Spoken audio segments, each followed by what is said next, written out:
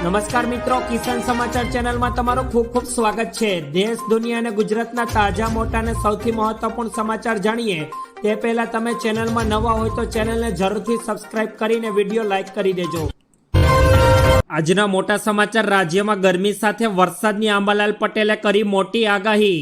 હોળી બાદ કેટલાક ભાગોમાં કમોસમી વરસાદની આંબાલાલ પટેલે આગાહી કરી છે, જેમાં ગરમીનો મહત્તમ આંક 22 માર્ચ સુધીમાં જોવા મળશે તથા માર્ચ માસના આગામી દિવસોમાં ધીરે ધીરે ગરમી વધી શકે છે અને પશ્ચિમી સૌરાષ્ટ્રના દરિયા કિનારાના ભાગોમાં પવન વધુ રહેશે, જેમાં રાજ્યમાં માર્ચ મહિનામાં ગરમી સાથે વરસાદની પણ આંબાલાલ પટેલે આગાહી કરી છે અને આ સાથે જ કેટલાક ભાગોમાં પવન સાથે હળવો વરસાદ પણ પડી શકે છે। ત્યારબાદ મંદિર બચાવવા માટે સ્થાનિકો રોડ પર ઉતર્યા। અમદાવાદના નિકોલ વિસ્તારમાં સ્થાનિકો મોટી સંખ્યામાં રોડ ઉપર ઉતરી ગયા છે। અમદાવાદ મ્યુનિસિપલ કોર્પોરેશન દ્વારા 70 વર્ષ જૂનું મહાકાળી માતાનું મંદિર તોડવાની વાતને લઈને સ્થાનિકોમાં ભારે રોષ જોવા મળ્યો છે। સ્થાનિકોનું કહેવું છે કે મંદિરને લઈને અમારી આસ્થાઓ જોડાયેલી છે। જો મંદિરને કંઈ પણ કરવામાં આવશે તો અમે રોડ પર સૂઈ જશું અને વિરોધ નોંધાવશું। ગઈકાલે 17 માર્ચના રોજ સ્થાનિકો ભેગા થઈને વિરોધ નોંધાવ્યો હતો અને સ્થાનિકો દ્વારા ચૂંટણીનો પણ બહિષ્કાર કરવાની ચીમકી ઉચ્ચારી છે। ત્યારબાદના ખૂબ જ મોટા સમાચાર। દ્વારકાધીશ જગત મંદિરમાં દર્શનના સમયમાં મોટો ફેરફાર। દેવભૂમિ દ્વારકામાં ધૂળેટી મહોત્સવ દરમિયાન દ્વારકાધીશ જગત મંદિર ખાતે દર્શનના સમયમાં ફેરફાર રહેશે। તારીખ 25 માર્ચ સોમવારે સવારે 6 વાગે મંગળા આરતી કર્યા બાદ બપોરે 1 વાગ્યા સુધી નિયત ક્રમ મુજબ દર્શન કરી શકાશે। ઉત્સવ આરતી બપોરે 2 વાગે થશે તથા ધૂળેટી મહોત્સવ બપોરે 2 વાગ્યાથી લઈને 3 વાગ્યા સુધી ઉજવાશે। બપોરે 3 વાગ્યાથી લઈને 5 વાગ્યા સુધી મંદિર બંધ રહેશે તથા સાંજે 5 વાગે નિયમિત ક્રમ મુજબ દર્શન કરી શકાશે। ત્યારબાદના અગત્યપૂર્ણ સમાચાર। આરોપીને પકડવા માટે પોલીસ કર્મી બન્યા વેઇટર। મોરબીની શ્રીજી લોજિસ્ટિકનો માલ લઈને ડ્રાઈવર ફરાર થયો હતો। સુરતના ઈચ્છાપોર વિસ્તારમાં ટ્રક ડ્રાઈવર ટ્રકની ચોરી કરીને ફરાર થયો, તેમજ ઈચ્છાપોર પોલીસ મથકે ટ્રક ડ્રાઈવરને નાટકમય રીતે ઝડપી પાડ્યો, જેમાં પોલીસે વેઇટરનો સ્વાંગમાં રહીને ચોરને ઝડપી લીધો। સૌરાષ્ટ્રના મોરબીના શ્રીજી લોજિસ્ટિકની 13 લાખની ટ્રક યુસુફ નામનો ડ્રાઈવર લઈને ફરાર થયો હતો। ત્યારબાદના ખૂબ જ ઉપયોગીપૂર્ણ સમાચાર। પેટીએમ વોલેટને લઈને સામે આવી રહ્યા છે।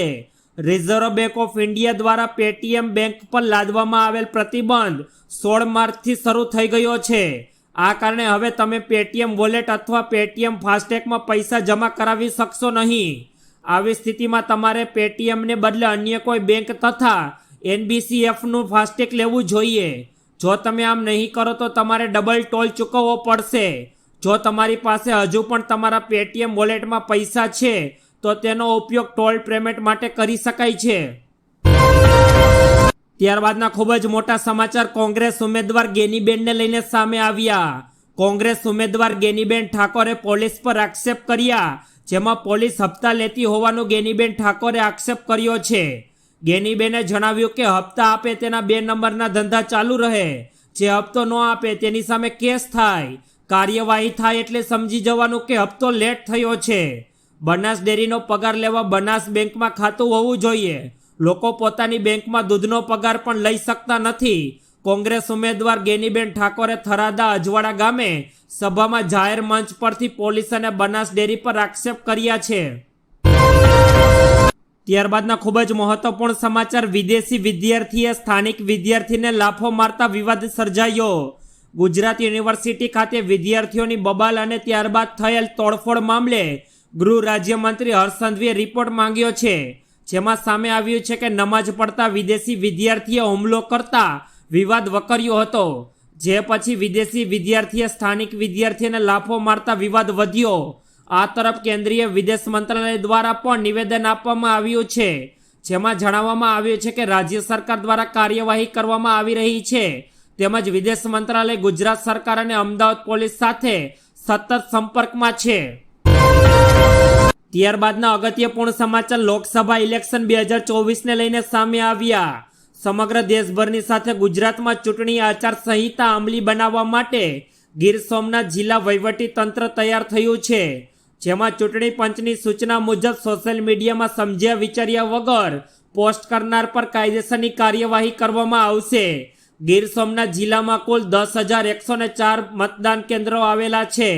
આચારસંહિતાનો અમલીકરણને અમલ પણ શરૂ કરી દેવામાં આવ્યો છે અને લોકોની સુવિધા માટે 24/7 હેલ્પલાઇન નંબર 1950 જાહેર કરી દેવામાં આવ્યો. ત્યારબાદના ખૂબ જ ઉપયોગીપૂર્ણ સમાચાર. પેટ્રોલ અને ડીઝલના ભાવમાં હજુ પણ વધારે થશે ઘટાડો.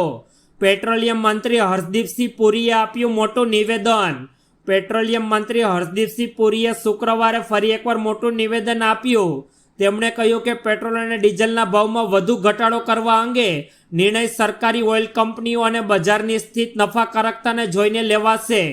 ઓએમસીજી દ્વારા પેટ્રોલ અને ડીઝલના ભાવમાં 2 રૂપિયાનો ઘટાડો કર્યા બાદ હરદીપસિંહ પુરીએ મોટું નિવેદન આપ્યું છે અને છેલ્લા 3 ક્વાર્ટરમાં દેશની 3 સરકારી ઓઇલ કંપનીઓએ 69,000 કરોડનો ચોખ્ખો નફો પણ કર્યો છે. ત્યારબાદ હાપા માર્કેટિંગ યાર્ડમાં કપાસની પુષ્કળ આવક, જાણો ભાવ.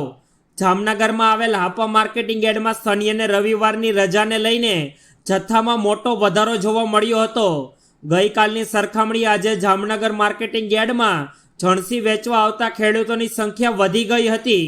આજે 1240 જેટલા ખેડૂતો ખેત પેદાશો વેચવા માટે આવ્યા હતા, જેને લઈને 54,703 મણની જણસીની આવક નોંધાઈ અને કપાસની સૌથી વધુ આવક નોંધાઈ હતી. છેલ્લા કેટલાક દિવસની સરખામણીએ કપાસના ભાવમાં આજે સારી આવક નોંધાઈ અને કપાસનો સૌથી ઊંચો ભાવ 1850 રૂપિયા પ્રતિ મણ જોવા મળ્યો હતો.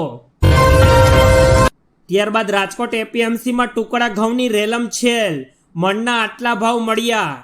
રાજકોટ માર્કેટિંગ યાર્ડમાં ટુકડા ઘઉંની 11,500 ક્વિન્ટલની આવક થઈ. ટુકડા ઘઉંનો 1 મણનો ભાવ ખેડૂતોને 495 રૂપિયાથી લઈને 644 રૂપિયા મળ્યા છે. યાર્ડમાં ટુકડા ઘઉંના ખેડૂતોને સારા ભાવ મળ્યા, જેથી ટુકડા ઘઉંની સાથે સાથે લોકવન ઘઉંની પણ આવક નોંધાઈ અને લોકવન ઘઉંની 4200 ક્વિન્ટલની આવક થઈ અને લોકવન ઘઉંની કિંમત ખેડૂતોને 478 રૂપિયાથી લઈને 541 રૂપિયા 1 મણ સુધી મળ્યા હતા. ત્યારબાદના ખૂબ જ મહત્વપૂર્ણ સમાચાર. ઉનાળો આવતા શેરડીના રસની આડમાં ખુલ્લેઆમ દારૂનું વેચાણ. વલસાડમાં સરેઆમ દારૂબંધીના ધજાગરા ઉડ્યા, જેમાં શેરડીના રસની આડમાં ખુલ્લેઆમ દારૂનું વેચાણ જોવા મળ્યું. તેમાં પોલીસને શંકા ન જાય તે માટે નવો કિમિયો બુટલેગરોએ અજમાવ્યો હતો, જેમાં વેસ્ટ મૂકવાની જગ્યામાં ચોરખાનામાં દારૂ સંતાડ્યો હતો. વિદેશી દારૂની 180 બોટલ સહિતનો મુદ્દામાલ જપ્ત કરવામાં આવ્યો, જેમાં વલસાડ શહેરમાં શેરડીના રસ વેચવાની આડમાં બુટલેગર દારૂ વેચતો ઝડપાયો છે.